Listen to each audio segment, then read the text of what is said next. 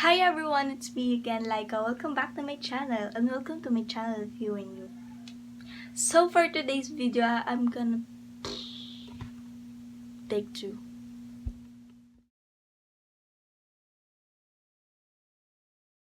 One, two, three, funk it. My darling, I love you, I love you, I love you, I love you, I love you, I love you, I love you, I love you, I love you, I love you, I love you, I love you, I love you, I love you.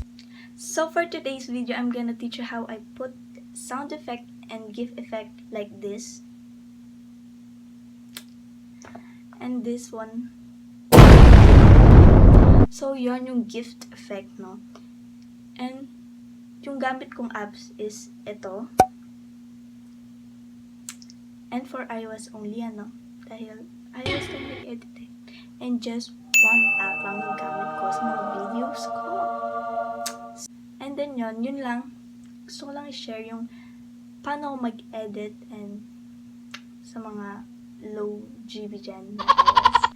Kasi titipid ako sa GB. So, hindi ko na patatagalin, then let's start. Hi guys, then first syempre kailangan natin yung Vlogstar na apps, then yan yung Vlogstar, then yan yung itsura niya, 'di ba? C1 app lang yung ginagamit ko, then click, yun, then start new project, then yan. Alam niyo ba tong maliit na pin na to sa side? Pag kinalik niya yan, ito siya. Yan. Kunyari yung video nyo na gusto nyo i-edit is hindi nyo sure kung alin dyan sa lahat ng yan, 'di ba? Pwede nyo i-check yan, ganyan. Then, so, start ito yung a-add ko, add lang, edit video. Then yan, nandiyan na siya.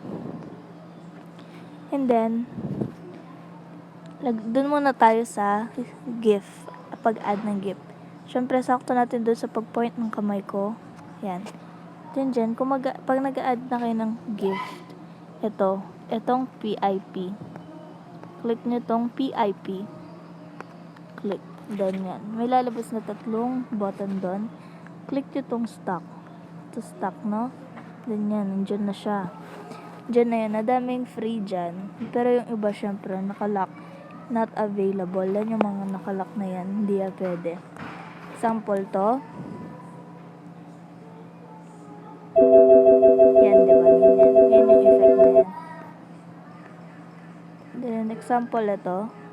Lagay natin. Pero, then yan na yun. Na-add na. Itong chroma. Click nyo. Yan na yung chroma, diba? Itong circle na to. Point mo dun sa green screen. Dun sa green screen sa side yan. Diyan siya. Then, adjust nyo kung gaano kalinaw yung icon na to. Ito yung icon na yun. Gaano kalinaw. Kayo na bahala sa adjust. Check natin. Yan, diba?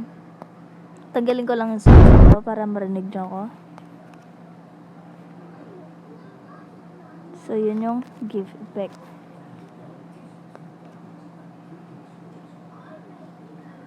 Yan.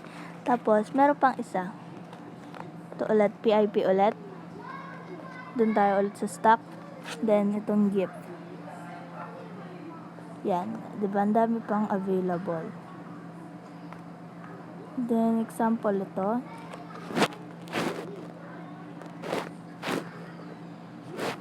Kaya na bahala sa style.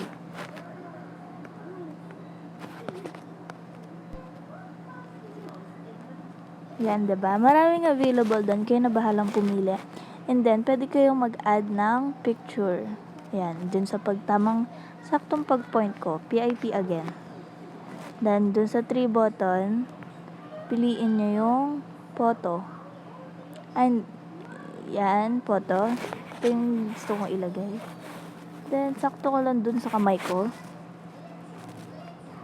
Yan, no? Sakto ko sa pag-point ng kamay ko. At sa pag-end.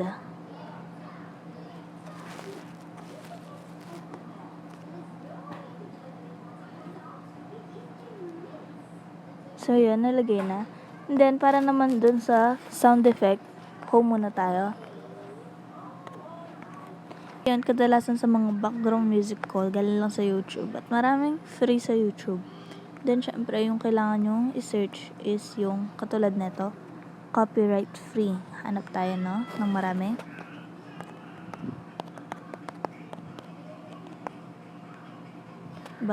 Copyright free background music. Ito, no?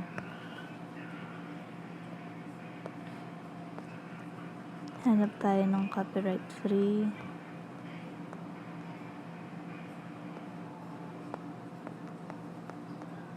Ito na lang. Wala iba lumabas. So, ito na lang.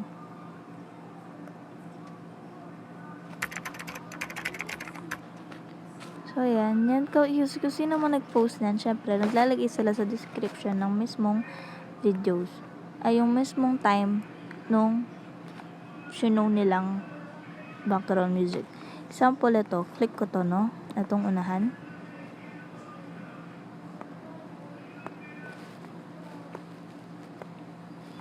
So, yan. Yan na yun. Yan yung umpisa niya. Then, yan. Ika-copyright ko na yan. Isi-screen mirror ko.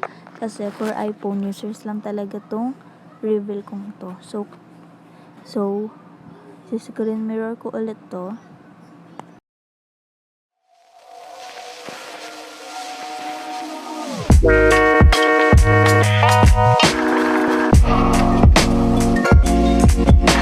Then, yun, nakopy ko na siya. Then, balik tayo sa vlog store.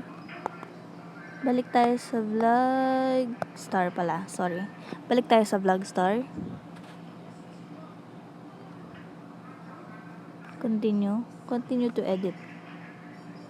Then, yan. Dito tayo ulit. Then, click nyo ulit yung PIP. Then, kung saan yung in-screen mirror ko yung sound effect. Ito yun. Ito yung click nyo, syempre. Hinaan ko lang yung volume para marinig nyo ako.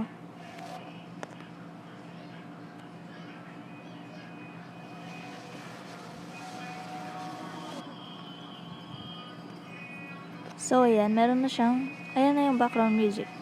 Then, ito, click nyo yung video. Slide nyo dahan-dahan pababa. Ganyan. Wala na. Yun na yung background music nyo. Kayo na lang bahala mag-adjust ng volume up or down. Kung gaano kalakas yung gusto ninyo. So, yan. Meron tayong background music. So, yan. Pagtapos na nyo ng ilagyan, ng i-edit, ng etc., click nyo lang tong check dito sa side. Then, syempre, export nyo. Pag in-export nyo nun, automatically, nasa gallery nyo na and automatically save. So, yun, no? Napakadali. So, yun na guys, napakadali. At sana may natutunan kayo sa part ng video na to. And yan. So kung gusto niyo rin malaman kung how I edit and put thumbnail, ito yun. Meron akong video. Ililink ko na lang sa baba. At ito yun. Yan. Then, so yun, no? Thanks for watching and don't forget to subscribe and click the notification bell for more upcoming videos. Thanks for watching. Bye!